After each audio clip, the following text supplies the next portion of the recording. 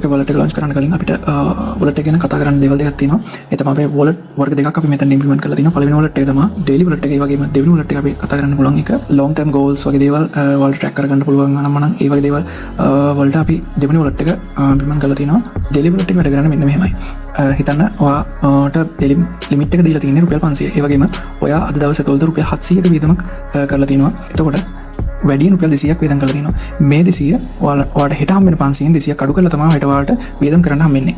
ඒ කියන්නේ ඔයාලට හෙට වියදම් කරන්න පුළුවන් රුපියල් 300. එන්නේ ඒ process එකට අනුව තමයි අපි මේ daily wallet එක implement කරලා තියෙන්නේ. ඉතින් දැන් app එකට sign up කරලා බලමු.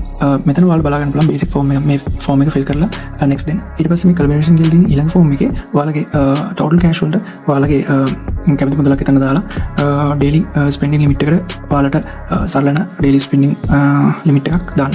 app එකට sign up වුණ ගමන් ඔයාලට බලා ගන්න පුළුවන් මෙතන tabs හතරක් තියෙනවා. පළවෙනි tab එක තමයි daily spendings.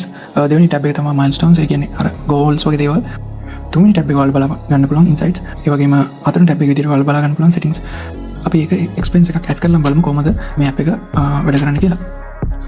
ඔයා මේ plus icon එක click කරලා log expenses වලට ගිහිල්ලා මෙතන form එකේ amount එකක් සහ category එකක් ඔයාලා select කරලා මෙන්න මේ රතු පාට button එක click කරන්න. එතකොට මෙතන මේ quick add වලට add වුණාට පස්සේ ඔයාලට දැන් add කරපු item එකම ආයෙ පාරක් බලන්න ඕනේ නැහැ. මේක click කරාට පස්සේ quick add වල තියෙන මේ button එක click කරාට පස්සේ ඔයාලට ඒ item එක නැවත වතාවක් add කරගැනීමේ හැකියාව මේ app එක තුලින් ලබා දෙලා තියෙනවා.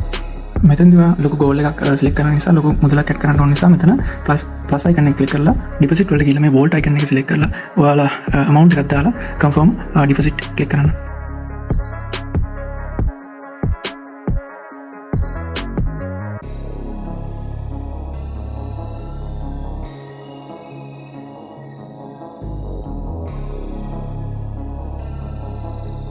මේ ටැබ් එකේ ඔයාලට බලා ගන්න පුළුවන් මොනවටද වියදම් උනේ මොනවටද වැඩිම වියදම් උනේ ඒ වගේම ඉන්සයිට්ස් කීපයක් ඔයාලට මෙතනින් බලා ගන්න පුළුවන්. settings වලට ආපුවම ඔයාලට බලා ගන්න පුළුවන් මෙතන අපි light mode එකකුත් implement කරලා තියෙනවා. ඒ වගේම තව settings කීපයක් ඔයාලට scroll කරලා බලා ගන්න පුළුවන් වෙනවා.